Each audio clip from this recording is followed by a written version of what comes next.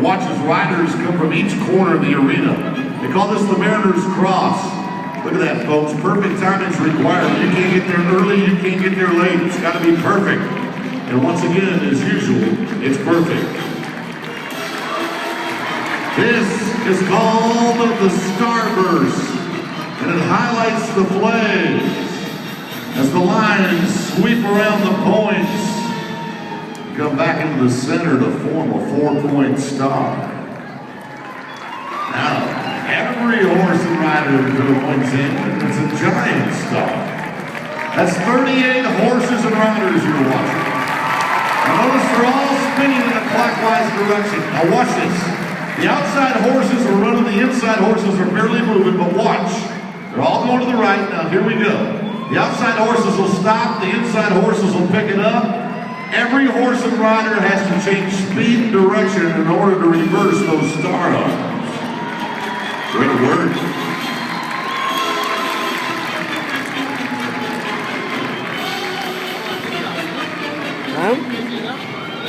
So let's go down and find Sarah. She'll be our Spotlight Pied Piper for the night. She switched back from cruise to Montana, and she's cruising on Montana for a little maneuver called the corkscrew. Okay, now y'all know what a corkscrew looks like, right? If you don't know what a corkscrew looks like, you need to get out of the house a little more often. Corkscrew has some big circles at the top, tiny circles at the bottom. So what we're going to do is we're going to start at the top of this corkscrew and work our way down to the bottom, with each circle getting progressively smaller. So there's the first big circle, followed by the second one now, smaller. She begins her third circle, even smaller. On her way to her fourth circle, smaller yet. And you start wondering, what is going to happen when she gets to the tip of the corkscrew? How in the world can she keep from crashing and burning with all of those riders? Well, watch her.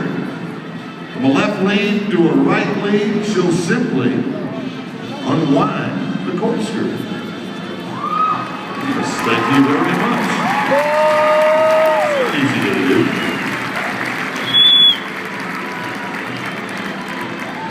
So they perform for presidents, heads of state. They perform at the Texas State Fair, the Dinosaur Roundup in Vernal, Utah, and now they'll perform for you with a single file circle in the center of the arena. See that circle? Single file, going clockwise. Now, that circle will break down into two columns. One column will head south, the other will head north, they'll both head east. At the east end of the arena, the south line goes north, the north line goes south. And watch this precision. Watch this speed.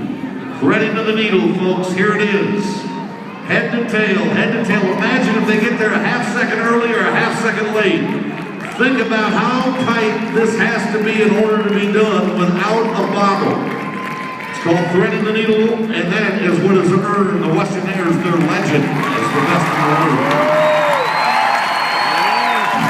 You know what I love about these kids is the Westernaires have always stood for what is right with America. That's young people exhibiting that with hard work and dedication, you can succeed. But they also know that to truly succeed in anything in life, they must commit themselves to their goals the same way our forefathers committed themselves to our nation in order to obtain the benefits and blessings of freedom that we enjoy. Our way of life is worth working for, fighting for, and protecting. And by learning discipline, teamwork, many of the young men and women who have ridden in the Westernaires for over the last half century have went on to wear the uniform of the United States of America in order to keep freedom alive for generations to come. That's why they fly this flag of our nation with pride and resolve. And now, ladies and gentlemen, with the final ride of the colors. A bunch of young men and women, all of them under the age of 19, all of them having earned the right to perform as the varsity member of the Westernaires. As they head west out of this arena, the Westernaires pass in review. When they do,